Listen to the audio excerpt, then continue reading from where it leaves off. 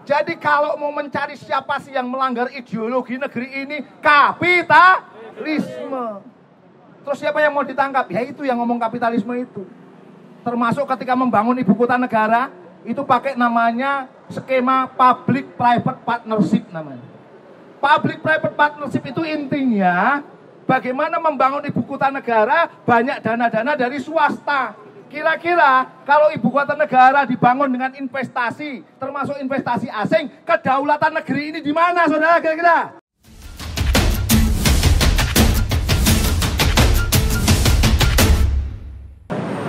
Bismillahirrahmanirrahim. Assalamualaikum warahmatullahi wabarakatuh. Alhamdulillahirrabbilalamin. Segala puji hanyalah untuk Allah seluruh sekalian alam. Sehat semuanya? Alhamdulillah. Selawat serta salam semoga selalu tercurah kepada junjungan besar kita Nabi Allah Muhammad Sallallahu Alaihi Wasallam, para sahabatnya dan keluarganya. Dan terima kasih pada Pak Polisi atas pengamanannya pada kesempatan kali ini. Tadi saya dengar agak telat memang terkait dengan sedikit insiden ya. Ini sebenarnya yang kami khawatirkan Pak Polisi, tentang RKUHP itu sebenarnya. Rencana perubahan terhadap kitab undang-undang hukum pidana kita itu yang kami khawatirkan itu Pak. Jadi kan seharusnya kan tugas kami hanya memberitahukan, ya kan? Kalau memberitahukan kan polisi harus wajib ngasih surat. Surat bahwa itu sudah diberitahukan. Seharusnya kan begitu ya. Tapi ini kan jadi kayak surat izin gitu ya. Padahal harusnya kewajiban kami hanya memberitahukan selesai. Dan kewajiban polisian harusnya mengasih surat tanda pemberitahuan itu. Nah ini yang kami khawatirkan kalau RKUHP itu nanti sah. Wah Popo pakai izin-izin ya repot banget Pak ini Pak. Mau bersuara saja kok repot itu kan kita ya jadinya. Itu yang kami khawatirkan sebenarnya. Oke, jadi jangan sampai suara-suara kritis ini dibungkam, betul atau tidak? Jangan sampai suara-suara untuk menjadikan negeri ini lebih baik dan menjadikan sarana kita untuk mengkritisi kebijakan-kebijakan pemerintah ini dibungkam begitu saja. Setuju kira-kira teman-teman sekalian? Oke, baik. Kalau kita mengingat kembali apa yang menjadi semangat dari Bang Edi, Bang Edi itu tidak ada sedikit pun keinginan, niatan, atau lagi suatu tindakan yang ingin melecehkan pihak lain, tidak ada. Yang diinginkan itu cuma satu, yaitu mengkritisi terkait dengan proyek Ibu Kota Nusantara yang kemarin sudah diketok palu itu. Malamnya beliau kritis, besoknya ketok palu. Terkait dengan pemindahan Ibu Kota Negara, Ibu Kota Nusantara. Sebenarnya sederhana saja gitu. Yang dikritisi oleh Bang Edi kan sebenarnya gini loh. Di sana itu kan bukan tempat kosongan saja gitu. Tempat itu memang hak guna usaha, ya. Milik negara, ya. Cuma persoalannya di tempat itu sudah ada konsesi-konsesi. Izin usaha pertambangan, izin usaha tentang pengelolaan hutan, tanaman industri, dan lain sebagainya. Itu punya siapa kira-kira? Izin-izin itu punya siapa kira-kira? Oligarki. Nah, itulah Kemudian ini yang kita tayangkan kan ini sebenarnya nih, bahwa IKN ini diduga kuat menguntungkan oligarki.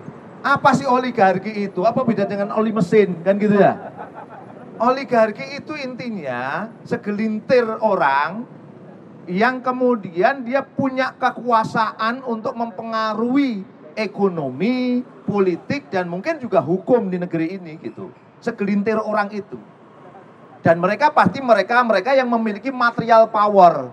Mereka yang memiliki kekuatan material untuk membiayai election yang ada di negeri ini.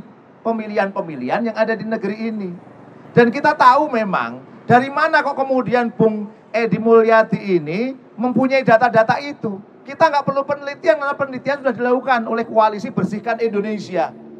Oleh apa tadi? Koalisi Bersihkan Indonesia. Itu sejak tahun 2019 bro.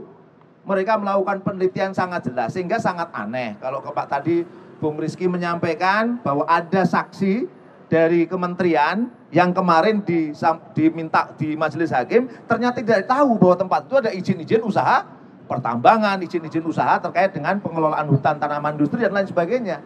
Sungguh sangat aneh. Sangat aneh sekali. Ya kan?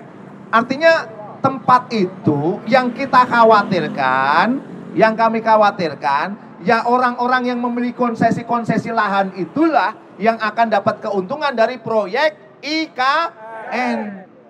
Semangat itu kira-kira. Kalau mau pindah ibu kota harusnya yang diuntungkan oligarki atau yang diuntungkan rakyat harusnya? Rakyat. Itulah semangat yang ingin dibangun oleh Bung Edi Mulyadi gitu. Sehingga jangan sampai kemudian ada semacam pola untuk mendesain opini publik sehingga kemudian Bung Edi dilaporkan seperti yang kemarin terjadi hari ini prosesnya. Ini tentunya sebuah ketidakadilan bahwa beliau itu sedang mengkritisi proyek IKN itu. Itu satu ya. Jadi semangatnya ke sana sebenarnya. Bung Edi itu semangatnya mengkritisi jangan sampai proyek IKN ini yang diuntungkan hanya oligarki. Dan peluang itu sangat besar yang memiliki konsesi mereka, gitu kan? Nah itu satu. Kemudian yang kedua, teman-teman sekalian, kalau mau pindah ibu kota, punya duit nggak masalah, ya nggak kira-kira? Tapi pertanyaannya Indonesia punya duit kagak? Tidak. Utangnya sudah 7.000 triliun lebih, ya kan? Mau mensubsidi BBM yang ngap. Kok mau pindah ibu kota, kira-kira kacau nggak kira-kira? Kalau punya duit monggo nggak masalah. Tapi kalau nggak punya duit, kira-kira yang akan jadi beban utang, yang akan jadi beban pajak itu siapa kira-kira? Nah itu Pak, kira-kira gitu loh Pak Jokowi. Kita itu nggak masalah kalau panjenengan negara ini punya duit mau pindah kapan saja, di mana saja nggak apa-apa. Tapi kalau nggak punya duit, ya ojo maksa-maksa toh Pak.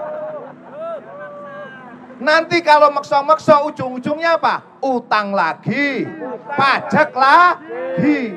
Dan bener nggak pajak khusus untuk IKN sudah ada? Sudah ditetapkan. Nah kalau negara nggak punya duit kira-kira solusinya apa? Biasanya apa? Utang. Kalau utang yang bayar siapa? Ngono lah kira-kira. Semua di antara kita ini yang akan jadi beban nanti itu untuk bayar pajak, untuk bayar utang-utang itu tadi. Itu sebenarnya yang kritisi oleh Bung Edi Mulyadi. Bener kagak Bung Edi kira-kira? Ya bener Pak. Itu yang kedua tuh ya. Jadi itulah kira-kira. Bahkan beberapa waktu yang lalu, mohon maaf ini, kami juga mengkritisi ya, Pak Jokowi pernah berpidato di banyak tempat, termasuk waktu Rakernas PDI Perjuangan menyampaikan subsidi BBM itu sudah sangat tinggi sekali. Bisa mencapai 500 triliun. Kalau 500 triliun itu untuk membiayai IKN itu bisa selesai. Sekarang pertanyaan saya Pak Jokowi, kira-kira sampean itu mau memprioritaskan subsidi atau memprioritaskan IKN? Jawab Pak Jokowi. Jangan dijawab di sini, kalian bukan Jokowi. Ya kan ya? Kalau jawabannya Pak Jokowi diprioritaskan untuk IKN, berarti tidak peduli kepada. Nah, itu sebenarnya yang ingin dikritisi lagi oleh Bung Edi Mulyadi itu. Jadi ini sebenarnya proyek untuk siapa gitu loh. Itu pertanyaan yang alasan kami yang kedua tadi itu ya. Ini membebani rakyat akhirnya. Membebani rakyat dan itulah yang dikritisi oleh Bung Edi Mulyadi. Oke. Ya, kemudian kalau yang ketiga, berapa waktu yang lalu akan diproses lakukan analisis mengenai dampak lingkungan terhadap IKN yang baru ini. Sekarang pertanyaan saya ke teman-teman nih. Teman-teman mau pindah tempat, mau pindah kos, mau pindah tempat tinggal. Kira-kira tempat tinggalnya dicek dulu, diteliti dulu baru pindah atau enggak kira-kira? Cek dulu dong ya. Cek dulu aman tidak, banjir enggak, baru pindah. Kalau sampean kemudian belum ngerti tempatnya, belum tahu tempatnya gimana, dampaknya banjir atau enggak, pindah pokoknya sekarang, titik. Habis itu baru dicek banjir, oh banjir enggak apa-apa, pindah wah itu tempat. Kira-kira kacau nggak logika berpikirnya? Ini yang kami kritisi juga yang dikritisi oleh Bung Edi Mulyadi. Lah wong AMDAL belum, analisis mengenai dampak lingkungan belum, analisis dampak sosiologisnya belum, udah langsung tetapi pokoknya pindah. Itu alasan ketiga yang kami sebutkan keanehan-keanehan gitu loh. Itu yang sebenarnya jadi alasan. Kemudian yang keempat, alasan yang sering muncul dilakukan yang ada, masuk yang sampaikan Bung Edi Mulyadi itu adalah ini pemindahan ibu kota yang ditetapkan jadi undang-undang IKN itu, ada pertanyaan menggelitik, ini representatif rakyat atau tidak? Lawang undang-undangnya dikebut, duduk. Malam hari ketika Bung Edi ini mau konferensi pers, ya, itu belum mengira kalau besok mau ketok palu. Ternyata betul-betul 17-nya teman-teman konferensi pers, 18-nya ketok palu. Luar biasa, dikebut betul-betul, Pak.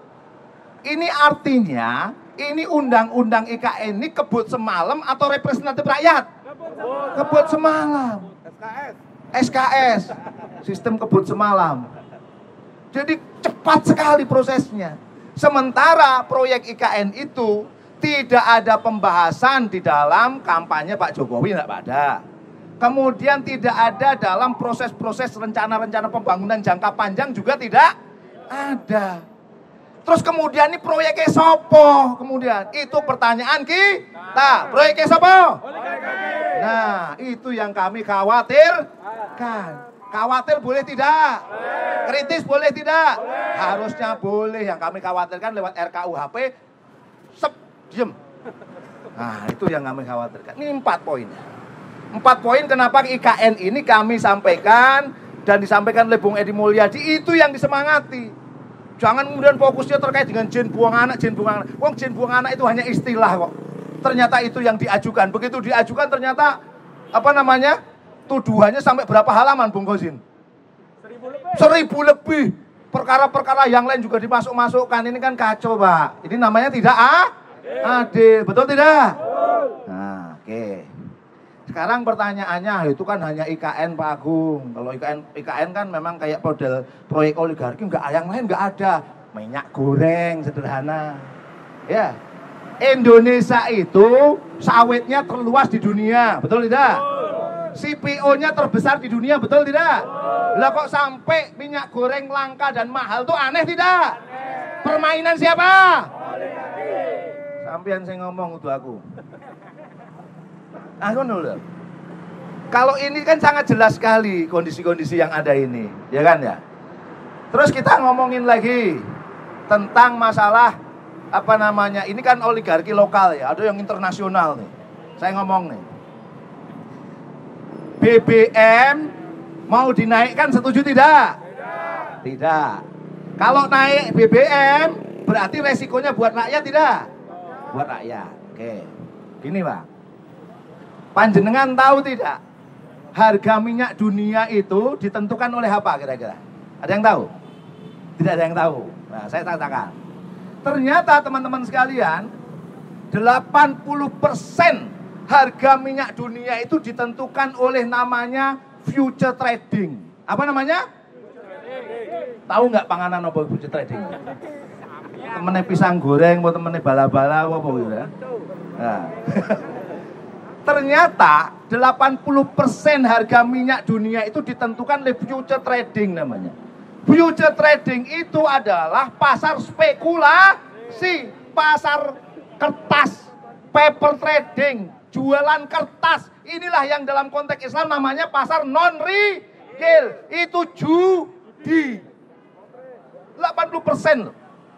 Jadi kalau harga minyak sekarang itu sampai 100-an, 80% dari 100-an barrel, 1 US dollar per barrel itu ditentukan oleh future trading. Inilah spekulan yang paling parah di dunia. Pertanyaan saya, kita mau dikangkangi oleh spekulan-spekulan ini atau tidak? Mafia-mafia ini atau tidak? Jadi orang bilang, wah harga minyak kita tinggi. Ginilah, Pertamina dan sebagainya harus jujur juga menyampaikan berapa sih sebenarnya harga pokok produksi mengeluarkan minyak mentah keluar, ya kan? Minyak mentah keluar itu ternyata angkanya kurang lebih kata SKK Migas 20 US dollar per barrel. 20 berapa? US dollar per barrel. Tapi kalau dijual dengan harga 100 US dollar per barrel, kacau tidak kira-kira? Kacau, wong ini tanah kita, air dari kita, minyak dari kita dijual dengan begitu mahalnya, ya enggak? Nah, spekulasi ini, katanya ini persoalan perang Ukraina dan Rusia. Itu iya, tapi karena itulah menyebabkan spekulan-spekulan itu bermain luar biasa. Inilah yang kami katakan persoalan oligarki Indonesia dan oligarki internasional. nasional. Kenapa bisa begitu? Karena negeri ini dan negeri-negeri yang lainnya sedang dikuasai oleh namanya ideologi kapitalisme. Betul tidak? Ini persoalan. Ideologi kapitalisme ini. Jadi kalau mau mencari siapa sih yang melanggar ideologi negeri ini, kapitalisme. Terus siapa yang mau ditangkap? Ya itu yang ngomong kapitalisme itu. Termasuk ketika membangun ibu kota negara, itu pakai namanya skema public private partnership namanya. Public private partnership itu intinya bagaimana membangun ibu kota negara banyak dana-dana dari swasta. Kira-kira kalau ibu kota negara dibangun dengan investasi, termasuk investasi asing, kedaulatan negeri ini di mana, saudara? Kira-kira betul tidak? Itu sebenarnya yang sedang dikritis oleh Bung Edi Mulyadi. Nah, saudara-saudara sekalian, banyak sekali kalau kita bercerita tentang masalah ini. Bapak polisi dan teman-teman, termasuk yang mendengarkan apa yang kita sampaikan ini, inilah suara kritis kita. Jangan sampai suara-suara kritis ini kemudian direkayasa untuk dibungkam. Apalagi dibui. Jangan sampai. Oleh karena itu saya mau mengatakan buat teman-teman saya, tetap kritis atau tidak? Tetap berani untuk bersuara tidak? Acungkan tangannya semuanya ke atas. Acungkan tangannya semuanya. Hari ini kami, jiwa-jiwa kami ingin terus bersuara, ingin suara kritis terus dan mengkritisi kebijakan-kebijakan dolim, termasuk kebijakan pemindahan ibu kota negara yang semuanya diduga kuat menguntungkan oligarki. Takbir. Semoga ini menjadi kekuatan buat kita untuk terus bersuara, rekan-rekan sekalian. Jangan sampai diam dan jangan sampai takut bersuara. Dan kita dukung Bung Edi Mulyadi karena beliau bersuara kritis. Beliau bersuara kebenaran. Dan mari kita dukung rekan-rekan kita yang bersuara kebenaran. Walaupun suara kebenaran itu kemudian direkayasa untuk dibully dan dibui. Dukung Bung Edi Mulyadi. Dukung Bung Edi Mulyadi. Takbir. Sekarang pertanyaan kita, kalau kita tadi sudah menentukan bahwa persoalan negeri ini kapitalisme, persoalan negeri ini ada di oligarki, solusinya mau dibawa kemana? Kami sampaikan berulang kali kepada semua kalangan. Kami menawarkan yang disebut dengan Islam sebagai solusi. Islam menawarkan apa untuk negeri ini? Membangun negara tanpa utang dan tanpa pajak, tanpa riba di dalamnya. Ketika kita membangun yang pertama ini solusinya Islam, menawarkan membangun negara tanpa utang dan tanpa pajak. Oleh karena itu kalau mau pindah ibu kota, nunggu duit ada dulu atau tidak? Nunggu duit ada dulu baru pindah ibu kota. Ini yang pertama. Kemudian yang kedua, kita kembalikan tambang, kita kembalikan harta-harta yang menguasai hajat hidup orang banyak, termasuk mineral, batu bara, minyak dan gas. Itu dikembalikan kepada rakyat secara keseluruhan, muslim maupun non-muslim. Muslim maupun non-muslim. Kenapa? Karena dalam Islam an-nasu syuraka'u fi salasin. Manusia itu berserikat, memiliki secara bersama-sama. Manusia ya, muslim maupun non-muslim, memiliki secara bersama-sama alma, air, sumber daya air yang melimpah. Wal kala, padang pengembalaan, termasuk sumber daya alam yang melimpah. Wanar, api, termasuk di dalamnya adalah mineral, batu bara, dan energi. Itu sebenarnya adalah milik umum, milik umat. Kalau seperti ini, maka pertanyaan kita, sekarang yang seperti ini banyak dikuasai oleh siapa? Oleh asing, oleh oligarki. Kita kembalikan itu semua. Hitungan-hitungan kami, 6 komoditas utama saja kalau dimiliki oleh umat, dimiliki oleh rakyat, bisa menghasilkan kurang lebih 4.215 triliun. Kaya tidak? Sugih ora? Sugih bro. 4.215 triliun rupiah. Kalau mau dikelola secara Islam. Maka Islam menawarkan sebenarnya penggantian kapitalisme itu dengan tata kelola yang Islam. Islam untuk siapa? Untuk seluruh umat manusia, termasuk muslim maupun non-muslim. Ini yang kedua. Yang ketiga, stop perdagangan non-real. Stop perdagangan non-real, termasuk tadi spekulasi pasar berjangka, future trading, yang dimana hal itulah yang menjadikan harga minyak dunia ini sekarang mahal. Karena itulah persoalan. Di dalamnya ada riba dan sangat diharamkan oleh Allah Subhanahu wa taala. Setuju kira-kira? Bebas riba, setuju? Negeri ini bebas dari riba, setuju? Oke, yang ketiga ini. Yang keempat, kita mengarahkan agar Islam menawarkan solusi, yaitu menjadikan kebutuhan asasi masyarakat terpenuhi dengan layak. Pangan, sandang, papan, kesehatan, pendidikan, dan keamanan. 6 bidang ini yang harus dipastikan betul semuanya dalam kondisi terpenuhi dengan baik di kalangan masyarakat muslim maupun non-muslim. Kapitalis bisa tidak kira-kira? Kapitalis bisa tidak? Oligarki bisa tidak? Inilah yang kami tawarkan. Inilah Islam yang kami tawarkan sebagai solusi negeri ini dari kondisi yang kapitalisme. Ini proposal Islam untuk Indonesia. Ya, proposal Islam untuk Indonesia. Dan kami tawarkan di depan pengadilan ini, dan ini juga untuk demi Bung Edi Mulyadi mendapatkan kebebasan dan seadil-adilnya. Terima kasih. Assalamualaikum warahmatullahi wabarakatuh.